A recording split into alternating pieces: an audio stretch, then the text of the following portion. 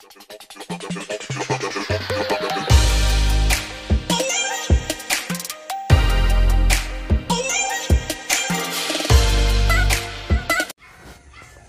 morning guys.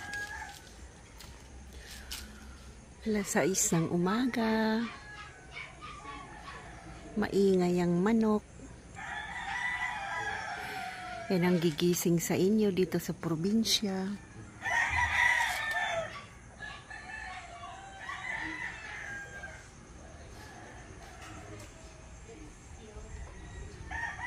Marhay na aldaw sa Indugabos.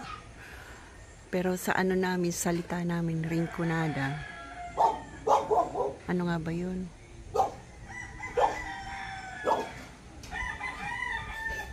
Oh, maray na aldaw kaninyo ngamin. Yan, sa amin yan, salita namin dito. Medyo mahangin. Yan. Parang uulan.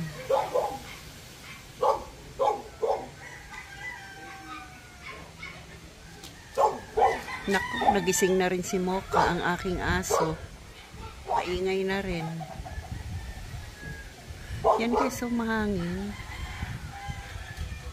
Bakit kaya?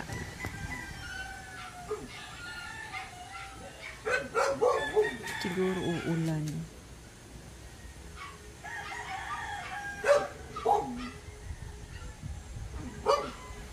Gandahan lang sa probinsya. Pag umaga, napaka-presko ng hangin. Wala kang maririnig ng mga tunog ng sasakyan, ingay ng sasakyan. Wala kasi malayo kami sa sa National Road. Malayo-layo kami sa sentro ng ng hometown ko. Siguro mga 4 minutes walk. Pag lang, lalakarin mo lang. Pag mabagal-bagal kagaya ko, 5 minutes. Trabaho uli dito sa bahay. Mataas, may trabahador ako ngayon. Lunes. Para matapos na. Pero hindi pa naman tatapusin to sa taas.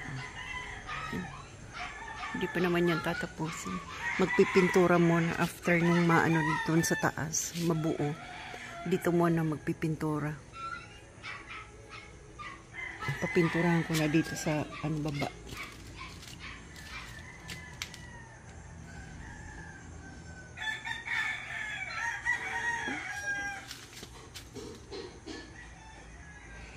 Pakapi-kapi na lang si Manoy. Good morning. Ay, suplado. Hindi na good morning.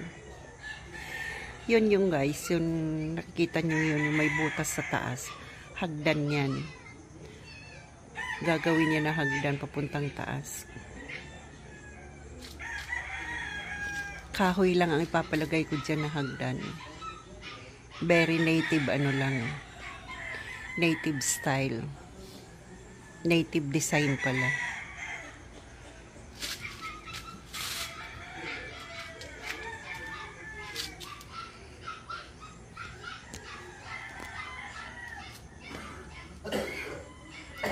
Ganito lang ang buhay probinsya. Pagkagising mo, pagkinggan mo lang mga huni ng mga manok. Kagaya niyan. Tahol ng aso, ng tuta. Sarap lang pakinggan mga ganyan dito sa probinsya. Nakaka-relax din.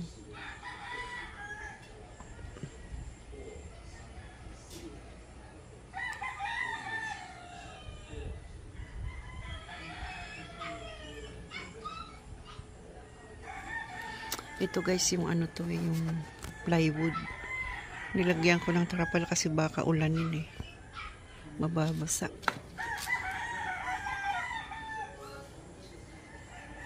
Hi Ay, gising, gising. Good morning, Bicolandia.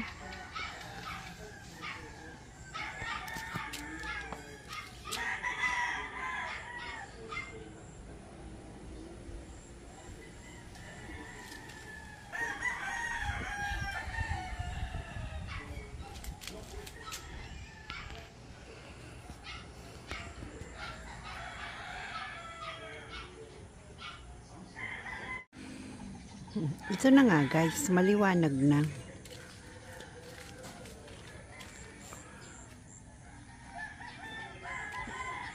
Ano na yata eh, 6:15. Mag 6:30 na. Pero ingay pa rin ng mga ano. Ingay pa rin ng mga manok. Sana wag naman uulan kasi nga itong taas tatapusin mo. Mukhang nagbabadya na naman ang ulan eh. No, wag mo na uulan. Pagbigyan mo naman kami. Weather.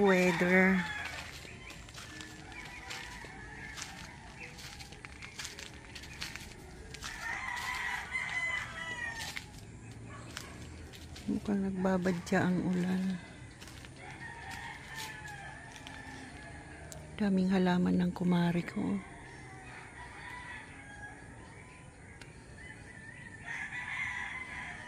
Puno ng halaman ng kanyang garden. Pag nabuo na rin ang aking bahay lahat, bibili ako ng mga halaman. Yan yung orchids yan, daming bulaklak. Kulay puti.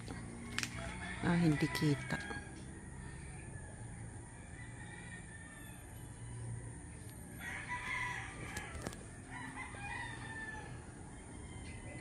Mga kapitbahay ko nagpapakongkrete na rin ang bahay, pero ito bakod lang muna ang inuna iyan o. Nagpabakod lang muna.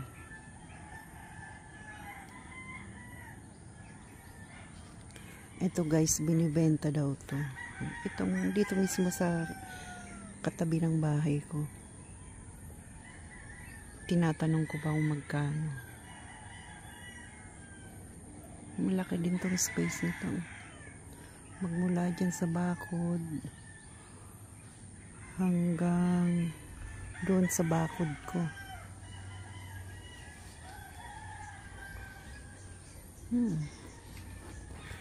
Sabi balita ko binibenta.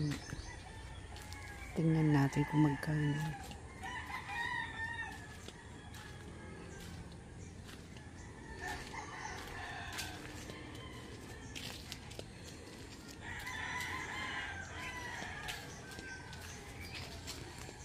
Teka muna guys, at may tumatawag.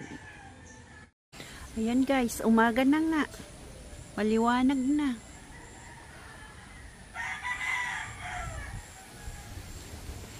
Eto guys, kalsada na to dito sa harap namin. Baka sakaling ipaano naman to ng mayor dito sa amin. Ipasemento hanggang doon sa dulo. Sana mapuntahan nga si mayor. Kasi yun eh, kinakapatid ko eh. Ninang ko ang nanay nun eh. Ito naman kapitbahay ko. Ito nga. Yung dyan sa loob ng bahay niya. Mga ng halaman niya. Dito tinatambak dito sa tapat ko. O diba may attitude siya? Grabe talaga ang Pinoy Dito talaga mismo sa tapat. Ang rason niya, sa kanya naman daw yung tapat na yan eh. Ay ito naman kasi nandito sa akin ito. Ayan, nasa tapat nga niya. Pero nandito pa rin sa tapat ng bahay ko. Pero bawal yan. Dapat linisin. Huwag dyan ilagay. Inggiterong palaka kasi yung may-ari nito eh. Yung nandito. Lalaki siya pero inggiterong palaka. Mahambog sa buhay. Nasasabi ko to kasi hindi naman siya nanonood ng vlog. Hindi niya to mapapanood, hindi niya mapapanood na may sinasabi ako masama sa kanya. Which is totoo naman. Kasi nga ang rason niya, tapat naman daw yan ng bahay niya. Pag-aari daw niya yan. Ay, nako. Pero aalisin ko yan, lilinisin ko yan pagkatapos dito sa ano taas. Lalagyan ko dito ng mga ano, yung mga lupa dito sa loob na ano, na sobra at ano yung buhangin. Yan, ganyan. Ilalagay ko dyan. Nakakaloka. Buhay.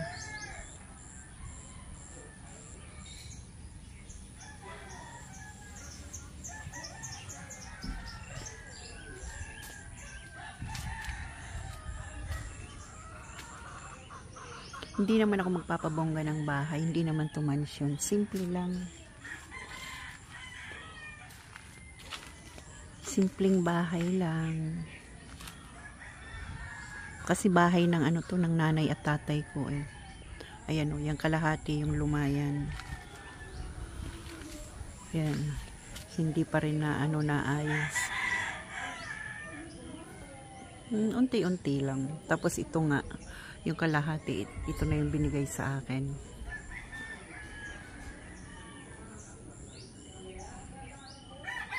Maayos din to lahat. Very soon. Kapag retire na ako, ano na to, ayos na lahat. Dito kasi sa baba, pintura na lang kailangan eh. Ay hindi pa mapinturan kasi may ginagawa pa sa taas.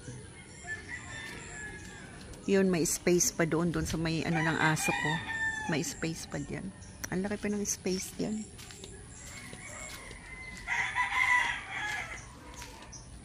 Isang bahay pa yan eh. Yan guys. Pinalagyan ko rin ng isang gate. Laki pa ng space yan.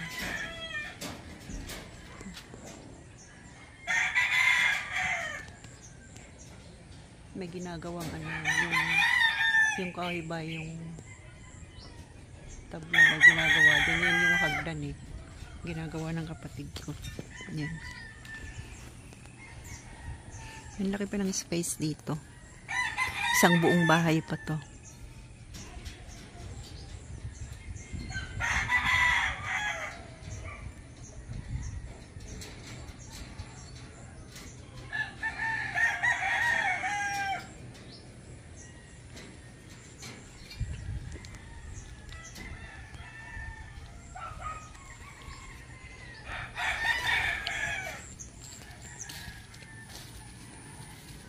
Marami pang ano, marami pang pera ang mauubos dito.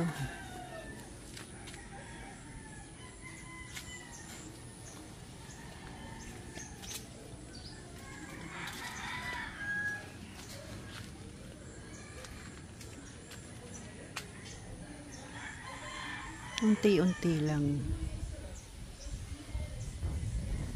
Ilang kembot pa to, ilang per hour pa to sa ano, New Zealand. Siguro mga tatlong sahuran pa. 3, 4, ganon. Dito sa ano ko, bahay. Pero yung sa kabila, kasi papaayos ko pa din yan. So, hanggang December na sahuran. Kaya pa.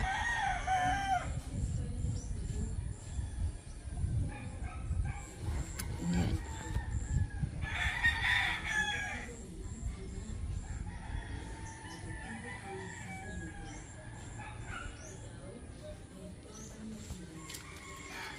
Pasok na nga tayo guys.